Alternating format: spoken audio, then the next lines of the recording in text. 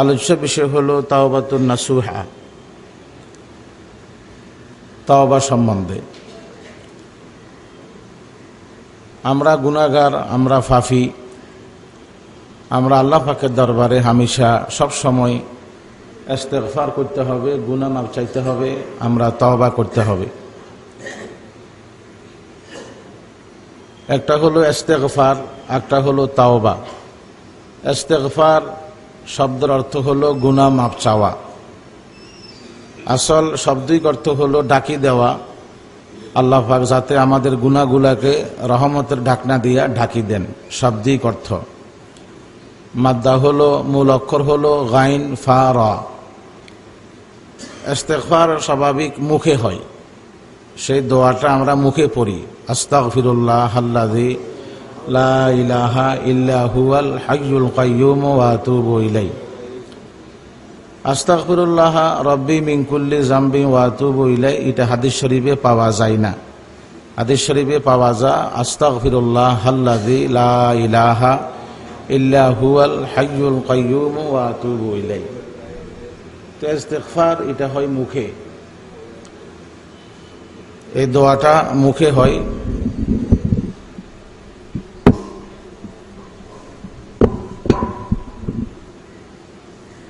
একটা হলো তাওবা। তাওবা শব্দের অর্থ হলো ফিরে যাওয়া। আমরা গুনাহ করতাম, গুনাহ থেকে ফিরে গেলাম। আমরা জিকির করতাম না, জিকিরের দিকে ফিরে গেলাম। আমরা ইবাদত করতাম না, এখন আমরা ইবাদতের দিকে ফিরে গেলাম। তাওবা শব্দিক অর্থ হলো ফিরে যাওয়া, আর তাওবাতু ফিল লুগাতে আর রুজুউ ফিরে যাওয়া। আমরা গুনাহ থেকে আল্লাহ পাকের ইবাদত করব, সেদিকে ফিরে গেলাম, শাব্দিক অর্থ। তো আমাদের ইস্তেগফারও দরকার, তাওবাও দরকার। ইস্তেগফার মুখে হয় এবং তার ভাবটা কলবে ফিট করা হবে, আর তাওবা সরাসরি কলবের কাম। তাওবা কার কাম? কলবের কাম। তাওবা হাদিস কোরআন দেখলে, বিভিন্ন ইসলামিক কিতাব দেখলে তাওবার জন্য ৬০টা শর্ত বোঝা যায়। সেটা হলো আর নাদামু, আরবিতে বলা হয় লজ্জিত হওয়া, এক। দ্বিতীয় হলো তাওবার শর্ত আল আজমু, আমি ভবিষ্যতে ইবাদত করব, প্রতিজ্ঞা করা, দুই। ৩ নম্বর তাওবার শর্ত হলো আল খালউ, অর্থাৎ আমি আর জীবনে গুনাহ করব না, ৩। ৪ নম্বর হলো ক্ষতিপূরণ দেওয়া। ক্ষতিপূরণ দেওয়া, আমি নামাজ পড়ি নাই অতীতে, এখন আমি নামাজ শুরু করলাম, তার বাকিগুলা কজা করলাম। এভাবে আমি রোজা রাখি নাই অতীতে, আমি যখন তওবা করলাম সে হইতে বাকি রোজাটা আমি শুরু করলাম। এভাবে কিছু মানুষের হক হয়তো আমি নষ্ট করেছি, টাকা পয়সা সম্পদ আমি তাকে সেগুলা দিয়ে দিলাম, সে নাই তার ওয়ারেসকে দিয়ে দিলাম, তার ওয়ারেসও কেউ নাই, আমি ওই টাকাগুলা তার নামে সদকা করলাম। আল্লাহ পাক আব্দুল করিম আমার থেকে ৫০০ টাকা পাইতো, এখন তো সে নাই, তার পরিবারও নাই, কেউ নাই, আমি তার নামে সদকা করলাম। এখন আপনার কাছে সে টাকাগুলা দেওয়ার মতো কোনো সুযোগও নাই, সদকা করার মতো সুযোগ নাই। আপনি সরাসরি আব্দুল করিমের তে মাপ চাইবেন যদি আব্দুল করিম থাকে, আর না হয় আপনি যত ইবাদত করেন, নামাজ কালাম পড়েন, আপনি আব্দুল করিম যে টাকা পাইতো ৫০০ টাকা, ৫,০০০ টাকা, আপনি তার নামে সওয়াব দিবেন। আল্লাহ পাক ও তো টাকা পাইতো, দিতে পারতেছি না, আমার তৌফিকও নাই, আল্লাহ পাক আপনি তারে মাফ করে দিয়েন, আপনি তাকে মাফ করে দিয়েন। আপনি যে এই সমস্ত আবেগ দেখাইতেছেন, আল্লাহ পাক হয়তো দয়া মায়া করি সে ৫০০ টাকা আল্লাহ পাক মাফ করাই নিবি, কারণ পরের হক বেশি মুশকিল। হাদিসের মধ্যে আছে আল্লাহ পাকের হকের চাইতে আল্লাহ পাক পরের হকটাকে বেশি গুরুত্ব দেন। সেটাও আল্লাহ পাকের হক, আল্লাহ পাকের আইন। কারণ যদি চুরি করলাম পুরা রাত্রে আর নামাজ পড়ে কান্দি দিলাম, মাফ হয়ে গেল। ডাকাতি করলাম পুরা রাত্রে, নামাজ পড়ে কান্দি দিলাম, মাফ হয়ে গেল, তো ডাকাতি বাড়ি যাবে। চুরি বাড়ি যাবে, সন্ত্রাসী বাড়ি যাবে। এই জন্য আল্লাহ পাক বলেন, আমি সেই ব্যাপারটাকে একটু শক্ত করছি, তোমরা ওর থেকে মাপ চাইতে হবে, আমার থেকে মাপ চাইলে হবে না। এখন কথা হলো, একজন ব্যক্তি বিশেষ একটা ইবাদত করছে, শাহাদত বরণ করছে, ইসলাম প্রতিষ্ঠার লক্ষ্যে সে শাহাদত বরণ করছে। হাদিসের মধ্যে আছে, শহীদ যদি কোনো সময় অলসতার কারণে নামাজ পড়ে নাই, শহীদ যদি কোনো কারণে অলসতার কারণে রোজা রাখে নাই, শহীদ যদি কোনো কারণে সেই অন্য কোনো বেহায়া কাম করে ফেলাইলো, আল্লাহ পাক শহীদের জীবনের সব গুনাহ খাতা মাফ করে দেন। কিন্তু ইল্লা দাইন, কজ্জকে আল্লাহ পাক মাফ করেন না, অর্থাৎ পরের হক কজ্জ দেনা সরাসরি মাফ করেন না। হাদিসের মধ্যে আছে, ৭০ মাররাতান, ৭০ বারও শহীদ হোক, ৩ বারও শহীদ হোক, আল্লাহ পাক পরের দেনা পরার হক আল্লাহ পাক মাফ করবেন না। ক্বালা রাসূলুল্লাহ সাল্লাল্লাহু আলাইহি ওয়াসাল্লাম, ইগফারু লিশ-শাহীদি কুল্লু যামবিন ইল্লা দাইন। শহীদের সব গুনাহ মাফ হবে, কিন্তু কজ্জর গুনাহ বলেন মাফ হবে না। কিন্তু এই হাদিসের ব্যাখ্যার মধ্যে আছে, আল্লাহ পাক সরাসরি মাফ করবেন না, কিন্তু মাফ করাই নিবে। সেটা কিভাবে?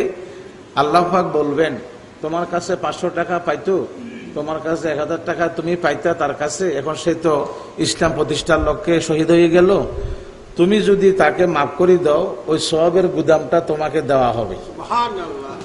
এই সওয়াবের গুদামের লোভ দেখাইয়া ওই ব্যক্তির থেকে আল্লাহ পাক মাফ করাই নিবেন। এই জন্য আমরা শাহাদাতের মওতের দোয়া করব। হাদিসের মধ্যে আছে শাহাদাতের মওতের দোয়া করছে, সে ব্যক্তি হয়তো শহীদ হলো না, দোয়ার কারণে আল্লাহ পাক তাকে শাহাদাতের মর্তবাত পৌঁছাই দিবেন। তাহলে আল্লাহ পাক ইচ্ছা অনিচ্ছা আমরা পরের হক যদি আমরা কিছু খাই ফেলাই, দিতে পারলাম না, আল্লাহ পাক দয়া করি মাফ করাই নিবেন। মাফ করি দিবেন না, কিন্তু মাফ করাই নিবেন।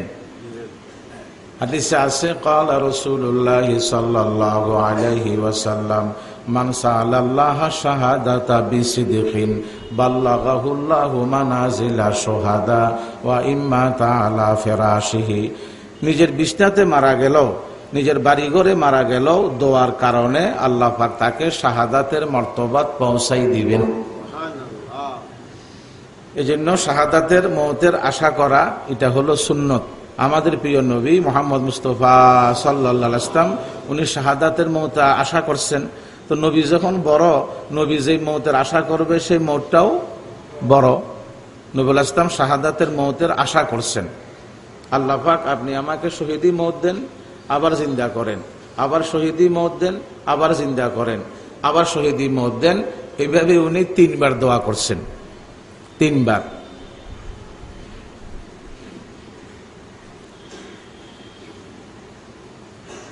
তো এইভাবে আল্লাহ পাক শহীদকে পরের হকটা মাফ করাই নিবেন। ইস্তেগফার এবং তওবা, এটা আমাদের হামেশা দরকার, হামেশা দরকার। কারণ আমরা যে পাপী, এর মধ্যে কোনো কি নাই, বলেন না, সন্দেহ নাই। আমরা যে পাপী, এর মধ্যে কোনো সন্দেহ নাই। সব সময় আল্লাহ পাক আপনি আমাকে মাফ করে দেন, আপনি আমাকে মাফ করে দেন, আপনি আমাকে মাফ করে দেন। সবসময় আপনি গাড়িতে, গোড়াতে, ঘরে, এভাবে আপনি দোকানে আসেন, কাস্টমার নাই, আস্তাগফিরুল্লাহ আল্লাযী লা ইলাহা ইল্লা হুয়াল হাইয়ুল কাইয়্যুম ওয়া আতুবু ইলাইহি, এটা আপনি মুখে চালু রাখবেন। আর হঠাৎ কোনো গুনাহ হয়ে গেলে, ইচ্ছা বা অনিচ্ছা, আপনি ভালো করে ওযু বানাবেন, ভালো করে ওযু বানাবেন। ওযু বানায় আপনি ভালোভাবে কাপড় চোপড় পরবেন, পবিত্র কাপড় চোপড় পরবেন, ভালো করে পাকসাপ হইয়া 2 রাকাত নামাজ পড়বেন। আল্লাহ পাক দয়া করে আপনার গুনাহগুলা মাফ করে দিবেন। এটা হলো সলাতুত তাওবা, এটা হলো সলাতুত তাওবা। তাওবার নামাজ তো বহুত প্রকার আছে, সলাতুত তাওবা, সলাতুল হাজাত, সলাতুল ইরশাদ, সলাতুল দোহা, এভাবে যেগুলো নফল, এভাবে সলাতুল তাসবিহ। তো এইভাবে নফল নামাজ বহুত প্রকার আছে, এটা হাদিসে আছে, কোনো মতভেদ নাই। এটা হলো সলাতুত তাওবা। ইচ্ছা অনিচ্ছা কোনো গুনাহ হয়ে গেলে আমি অজু কালাম বানাই, ভালো করে পাক পবিত্র হইয়া পবিত্র কাপড় সবর পরি 2 রাকাত নামাজ পড়লাম, আল্লাহ পাক আমার গুনাহ খাতা মাফ করে দিবেন। এবং গুনাহ মাফ চাওয়া, নত থাকা, ছোট থাকা, আল্লাহ পাকের কাছে অদম থাকা। গুনাহ মাফ চাওয়া, আল্লাহ পাকের কাছে আমি অদম, আমি ছোট, আমি অক্ষম।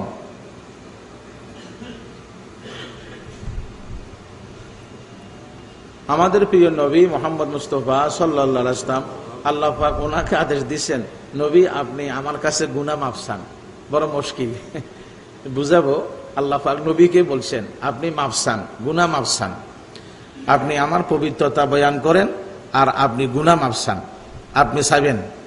আল্লাহ পাক বলছেন কোরআন শরীফের সর্বশেষ সূরা, আল্লাহ পাক বলেন ফাসাব্বিহ বিহামদি রাব্বিকা ওয়াস্তাগফিরহু ইন্নাহু কানা তাওয়াবা। আমার প্রিয় নবী সাল্লাল্লাহু আলাইহি ওয়াসাল্লাম, আপনি আমার পবিত্রতা বয়ান করেন, আমার যে কোনো দোষ নাই এটা বয়ান করেন, আমি আল্লাহ পাকের কোনো আইব নাই এটা বয়ান করেন, এটা স্বীকার করেন, আমার কোনো গুনাহ খাতা নাই এটা স্বীকার করেন, ওয়াস্তাগফিরহু, আর আপনি এভাবে মাপ চান, আপনি আমার কাছে মাপ চান। এটা আল্লাহ পাক আদেশ দিয়েছেন কাকে?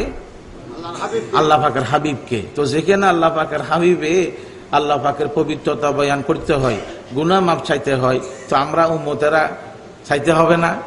চাইতে হবে। আমরা তো ফাঁকি, আমরা তো দোষী, আমরা তো গুনাহগার।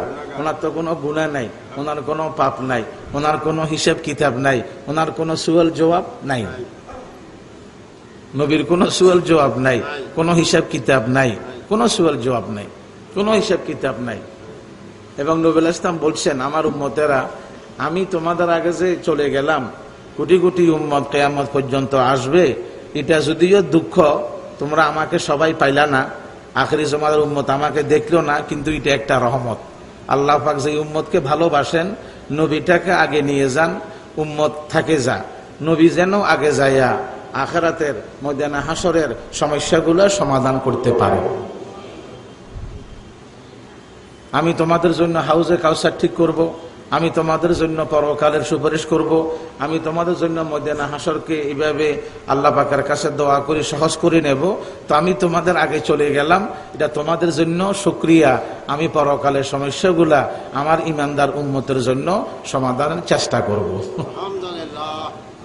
তো সেই নবী গুনাহ মাফ চাইতে হয় আল্লাহ পাকের কাছে, তাসবিহ পড়তে হয়।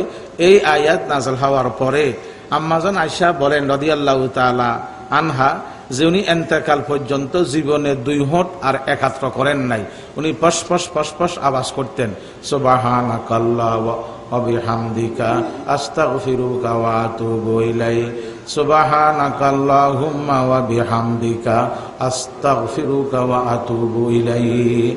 আমি আম্মাজান আয়েশা বলতেছি, আমি এই সূরা নাযিল হওয়ার পরে, এই আয়াত নাযিল হওয়ার পরে ওনার 2 হোঁট একত্র হইতে আমি জীবনে আর দেখি নেই। তাহলে আর আমরা মুখের মধ্যে কেউ হামেশা পান রাখে, কেউ হামেশা বিড়ি রাখে, কেউ হামেশা গপ রাখে, কেউ এইভাবে হামেশা ফেফার করে। আর আল্লাহ পাকের নবী হামেশা মত পর্যন্ত পশপশ পশপশ আওয়াজ করতেন এবং জিকির করতেন। সাহাবায়ে কেরাম বলেন, নবী আপনি যে আওয়াজ করেন এটা কিসের আওয়াজ? কয় এটা আমার মাওলার জিকিরের আওয়াজ। আর আমরা গপ ছাড়া, গীবত ছাড়া, শেখায়েত ছাড়া, চুগলখুরি ছাড়া, আজেবাজে কথা ছাড়া আমাদের মুখের মধ্যে খুব কমই থাকে। বালা কথা হইল কথা কম। হাদিসে আছে বালা কথা হইল কথা বলা হলো স্বর্ণ বা চাঁদি, আর কথা কম বলা হলো মণিমুক্তা। তো দাম কোনটা? মণিমুক্তা। কথা ভালো হইল, বেশি হওয়াটা হলো চাঁদি, আর কথা কম বলাটা হলো মণিমুক্তা। তাহলে মণিমুক্তা চাঁদির চাইতে দাম বেশি, কথা কম বলা ভালো, চুপ থাকা ভালো। অধিকাংশ মানুষ দুযোগে যাবে জবানের কারণে। আমরা অধিকাংশ দুযোগে যাব কোন কারণে বলেন না? জবানের কারণে। এই জন্য সাহাবায়ে কেরাম, আবু বকর সিদ্দিক রাদিয়াল্লাহু তাআলা আনহু, উনি এইভাবে জিহ্বাকে দড়ি মাঝে মাঝে শাস্তি দিতেন। সাহাবাই কেরাম বলেন ব্যাপারটা কি? আমাকে বহুত মুসিবতে ফেলাইছে, এই জন্য আমি তাকে শাস্তি দিই। আওরাদানিয়াল মাওয়ারেদা, আমাকে বহুত মুসিবতে ফেলাইছে, আমি তারে কি দিই বলেন না, শাস্তি দিই।